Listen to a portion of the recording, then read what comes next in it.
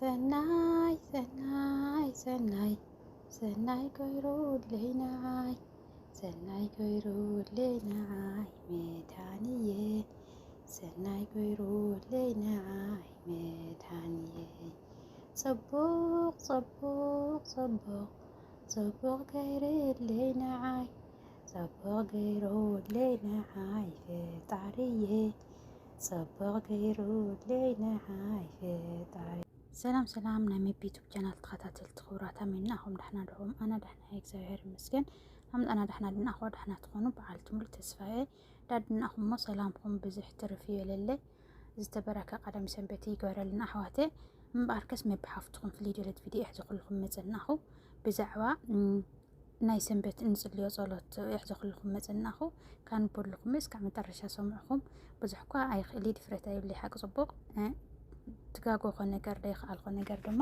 እዚ ንእከ ሃምዝናኡ ጌጋ ገለውልኩም ተባራትኒ ደስ ይለና ኣሕዋተይ ኮመንት ጽሕፉልናኩም እሺ ዳዛ ጸሎትና ንኽድዞም ኣሕዋተይ እስካብ መጨረሻ ሰምዑኩም ኣስተያየትኩም ኣይፈለየኒ ንላልኩ ናይ ዘዘውትር ጸሎት ውዳሴ ማርያም ናይ ሰንበት በስመ አብ ወወልድ ወመንፈስ ቅዱስ አሐዱ አምላክ አሜን። በስመ አብ ወወልድ ወመንፈስ ቅዱስ አሐዱ አምላክ አሜን። በስመ አብ ወወልድ ወመንፈስ ቅዱስ አሐዱ አምላክ አሜን። በአሐዱ አምላክ አብ ወወልድ መንፈስ ቅዱስ ስም በቅድስተ ሥላሴ እንአምነክን እንተ ማህፀንክን አብ ቅድሚዛ አደይ ዝኾነት ቤተ ክርስቲያን ሰይጣን እኽሕደካ ኣለኹ ንስ እውን ናይ ዘለዓለም ጸጋይ ምስክረይ ዝኾነት ማርያም እያ። ኦ ጎይታይ ናመስግነካን ናኽብረካን ኣለና። ኦ ጎይታይ ናኽብረካን ንኣምነካን ኣለና። ኦ ጎይታይ ንልምነካን ንላምደካን ኣለና። ኦ ጎይታይ ንግዝአካን ንቅዱስ ስምካውን ነገልግል ኣለና። ኦ ጎይታይ ኩሉ ብሩክ ዝሰግደልካ ንሰግደልካ ኣለና። ኩሉ ልሳን እውን ንዓኻ ይግዛእ ኣምላክ ኩሉ ልሳን እውን ንዓኻ እግዚኦ ኣምላክ ኣማልክት ጎይታ ጎይታትን ንጉስ ንግስታትን ንስኻ ኢኻ ንኹሉ ስጋን ንኹሉ ነፍስን ፈጣሪ ንስኻ ኢኻ ቅዱስ ወድኻ ንስኻትኩም ሲ ክትጽልዩ ከለኹም ከም ዝበሉ ኢሉ ከም ዝተምሃርና ንጽውዐካ ኣለና። ኣብ ሰማያት እትነብር ኣቦና ስምካ ይቀደስ መንግስትኻ ይትምጻእ ፍቃድካ ከምቲ ኣብ ሰማይ ከምኡ ድማ ኣብ ምድሪ ናይ ዕለት ምግቢና ሎሚ ሃበና ንሕና ንዝበደልና በደሎም ከም ዝሓደግናሎም በደልና ሕደገልና ካብ ክፉእ ኣድሕነና እምበር ኣብ ፈተና ኣይተኣትወና መንግስትን ሓይልን ክቡር ንዘንዓለም ናትካ እዩ እሞ ኣሜን። ኦ እግዝእትነ ማርያም ብናይ ቅዱስ ገብርኤል መልእኽቲ ሰላምታ ሰላም ይብለኪ ኣለኹ ብሓሳብኪን ድንግል ኢኺ ብስጋኺ እውን ድንግል ኢኺ ናይ ጎይታ ሰራዊት ናይ እግዚአብሔር ኣዶ ሰላምታ ንዓኺ ይኹን።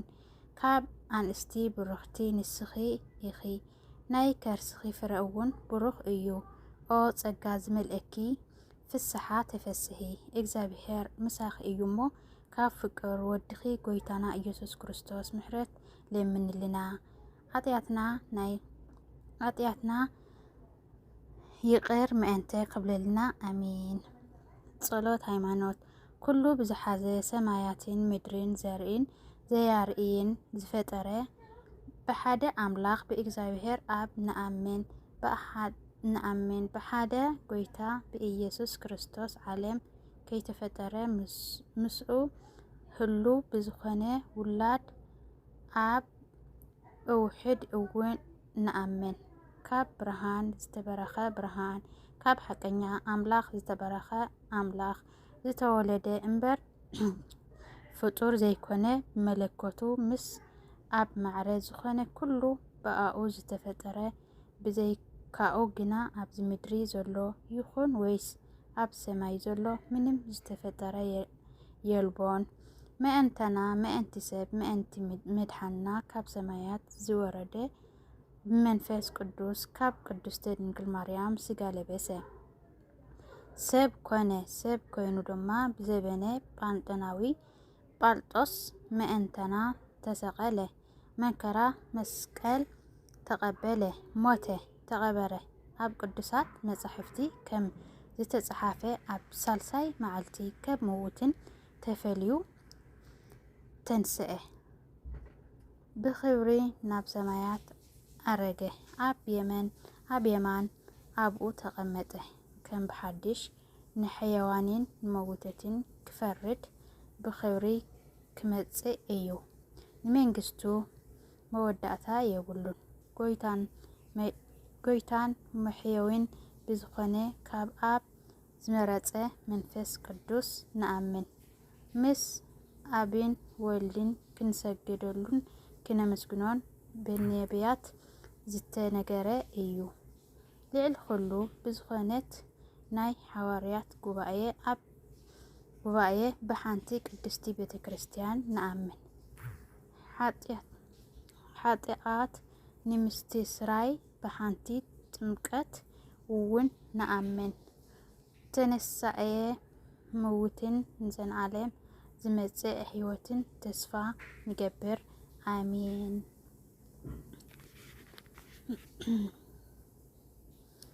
ቅዱስ ቅዱስ እግዚአብሔር ጎይታ ሰራዊት ፍጹም ክብር ምስግናኻ ሰማያትን ምድርን ሙሉእ እዩ። ንኣብ ንወልድ መንፈስ ቅዱስ ሓንቲ ስግደት ንሰግድ።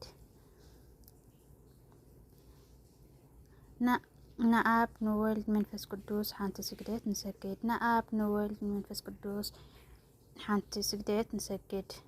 ሓደ ኸለዉ ሰለስተ ሰለስተ ኸለዉ ሓደ ዝኾኑ ብኣካላት ሰለስተ ብመለከት ከዓ ሓደ እዮም። ንኣዴና ድንግል ማርያም ወላዲት ኣምላክ ይሰግድ። ንሳ ብስጋን ብንፍሳን ብውሽጥን ብደገን ኩሉ ሳዕ ንጽሕቲ እያ። ንመስቀል ጎይታና ኢየሱስ ክርስቶስ እሰግድ። ንሱ ብኽብሪ ድማ ጎይታ ዝተቀደሰ እዩ።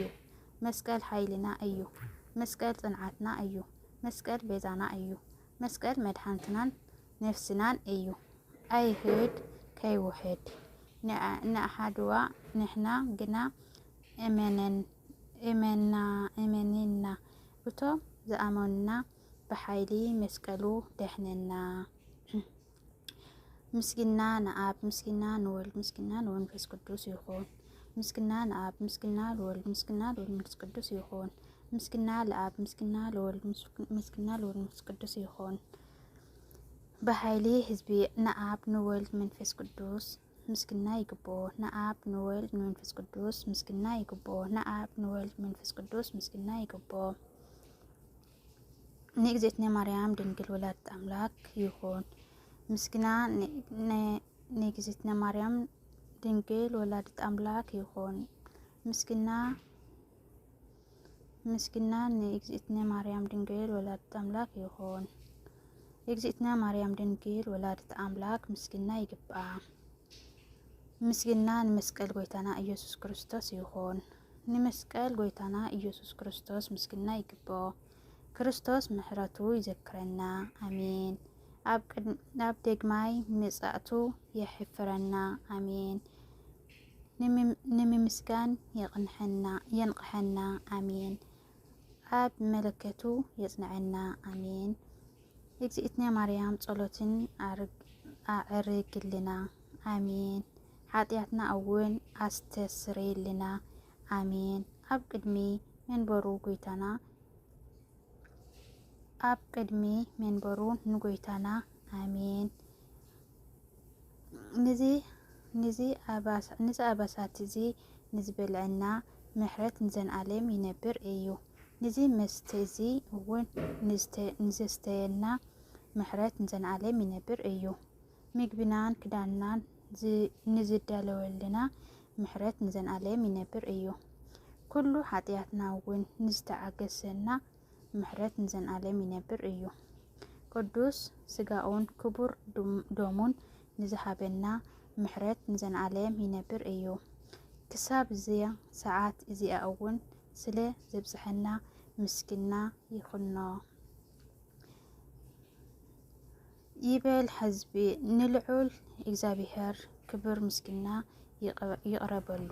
ከምኡ እውን ንወላዲት ድንግል ንመስቀሉ ክቡር ስም እግዚአብሔር አምላኽና ብኩሉ ግዜን ሰዓትን ክመስግን ይነብር አሜን። እዚ ኣሕዋተ ፈጣሪ ኣምላክ ጽቡቕ ሰንበት ይግበረልና። ሕማቕ ኣያስምዐና ብዙሕ ኳዕኒ ኣይኽእል ምንዋም እምባል ማለቱ እስካዕ መጨረሻ ፀጦልኩም እንዳስደመፅኩምኒ ብጣዕሚ መስግን يقني خوراتي بتعمل فتيكم إنها بزح أي خال خوينا جا يقولوا بتعمل مالتهم بزح أي خال خوي أي دفر خوي خلي معلتي دفرخ إليك ما تسفى يجبر إذا مثلنا لما أنتي كاوس السنة وتصبغون عاهم أحواتي.